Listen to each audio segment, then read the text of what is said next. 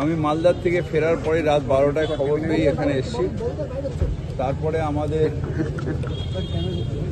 আমাদের দমকল মন্ত্রী সুজিত বসু 12:30টার মধ্যে পৌঁছে আমরা সারা রাত্রি ছিলাম। রেস্কিউ অপারেশন চলছে, এখনও চলছে। প্রায় ট্র্যাপ হয়েছিল প্রায় 22 জন, এখনও পর্যন্ত যাদের বার করা হয়েছে তাদের মধ্যে এখানেই 7 জন ভর্তি আছে, 2 জন মারা গেছে এখনো পর্যন্ত। এখনও ডেব্রিজের তলায় খোঁজ চলছে। 2-4 জন এরকম আছে যাদের সাথে যারা উদ্ধার করছে বা যারা ওখানে রয়েছে তাদের সাথে কথা হচ্ছে, তাদের জল দেওয়া হয়েছে, অক্সিজেন দেওয়া হয়েছে।